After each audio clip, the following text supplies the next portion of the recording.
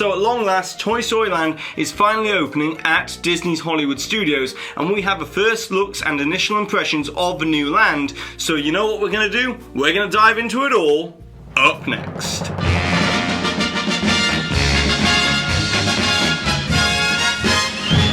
Hi there Waltoneers, I'm Jack. This is DSNY Newscast. I just want to say very quickly before we start that on Tuesday we launched DSNYNewscast.com, and so far the reaction has been incredible. But if you haven't had time to give it a look so far, go ahead and check it out, as it's going to become the new home of everything to do with DSNY Newscast all in one place. But with all of that being said, now let's get straight into it. Now we've been covering the development of Toy Story Land for a long time on DSNY Newscast. Through all of the aerial images, construction updates, leaked new details about the land, and also the behind the scenes looks, the anticipation has certainly been building. But this weekend marks the official grand opening of Toy Story Land. But thanks to John over at Big Fat Panda, we have our first look and initial impressions of Toy Story Land from the press preview taking place today. And I'm going to be leaving links to Big Fat Panda's full walk around tour and all of the different ride POV videos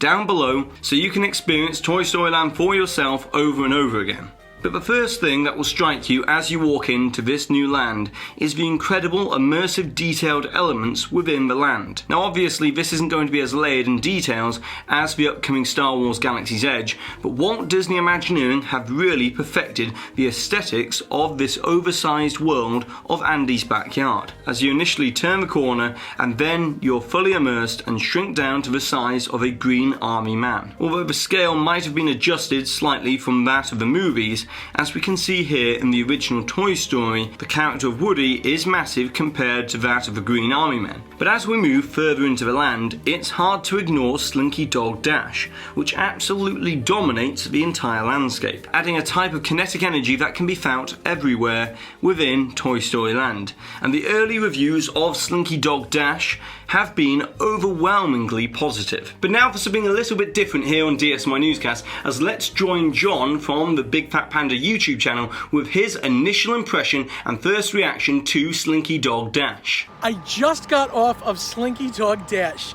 Listen, I've been watching this for a while. It is better than I expected. It is definitely not, it's a family ride, but it's a little more intense than I thought.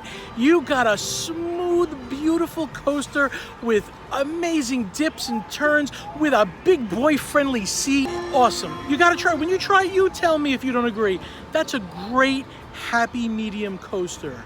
So as predicted previously here on DSNY Newscast, this Slinky Dog Dash coaster is going to offer the same level of thrill as that of Seven Dwarfs Mine Train, and is not just some extra kiddie ride as some Disney pundits have claimed earlier on in the development. But surprisingly, the entirety of the Slinky Dog Dash coaster ride duration clocks in just under 2 minutes in total, with it taking 48 seconds to go from the load station to the launch section within the coaster, which is this part right here. Then it takes 50 seconds to go from this section to the grand finale of the coaster, with the Wheezy animatronic singing to you, "You've Got a Friend in Me," which takes an additional 19 seconds within this section to then finally unloading from the coaster. And I'm sure that Slinky Dog Dash will become one of the most popular rides at Disney's Hollywood Studios. That is, of course, until Star Wars Galaxy's Edge opens. But now let's move on over to the other new attraction within Toy Story Land, and that's the simple whip ride system of Alien Swirling Saucers, as this attraction has a total ride time of 85 seconds. And despite its elaborate theming and awesome lighting effects at night, this ride is nearly identical to that of Mater's Junkyard Jamboree over in Disney California Adventure. But let's get John's initial reaction on this after riding Alien Swirling Saucers at the press preview event. Definitely feeling the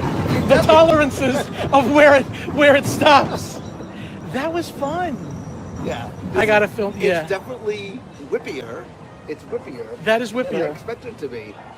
It's just like Junkyard Jamboree. I think it's such a fun little ride. I like it a lot. Okay. It on video, it doesn't look as wild as it actually could be. I mean, I wonder if the weight, I think the weight does help it. But now let's discuss Toy Story Mania, as this long-standing favourite of Disney's Hollywood Studios has finally, in my opinion, received the entrance and queue that it should have had all along. With this oversized toy box setup of Andy's Midway game set, theming the entire queue area leading up to the main show building. And in this new queue area, we can see that an old favourite has now returned with the Mr. Potato Head animatronic back entertaining guests whilst they wait.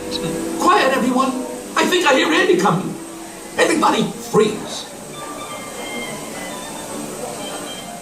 Potato. 1 potato, 2 potato, 3 potato, 4. And then next up we come to Woody's Lunchbox, and despite this being just a quick service window with an outside eating area, I've got to say that I love the theming that has gone into this entire area, as the windows themselves being themed to sandwich containers with animal crackers, Oreos, sticks of celery and carrots, and of course an alien themed juice box as well around the outside is a genius move by Imagineering. And we're sure to have some sort of food review on DSNYNewscast.com in the coming days of the menu that Woody's Lunchbox currently offers, so stay tuned for that. And lastly, within Toy Story Land, there is one noticeable change which is going to be within this land in the next year. As what we're looking at here is the new entrance area that will lead directly from Toy Story Land into Star Wars Galaxy's Edge when it opens in late 2019. And as we can see, it's the one area of Toy Story Land which is still yet to be completed,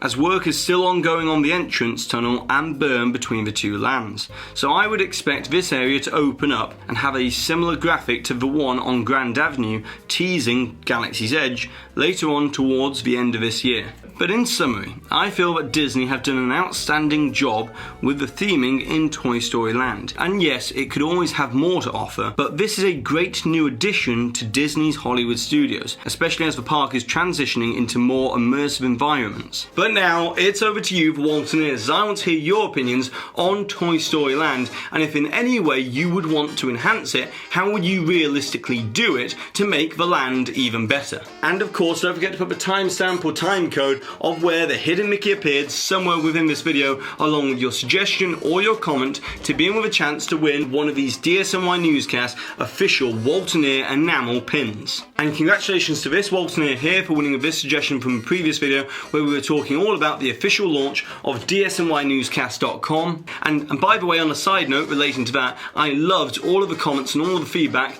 relating to DSNYNewscast.com, and there's some fantastic suggestions for new features that we could potentially bring to that site in the near future. But that's all for today, so go ahead and subscribe down below if you're new to this channel. Hit that notification icon so therefore hopefully you always receive an update. And if you've enjoyed today's video, give this video a massive thumbs up. And I've been Jack, you've been you, and I'll see you real soon.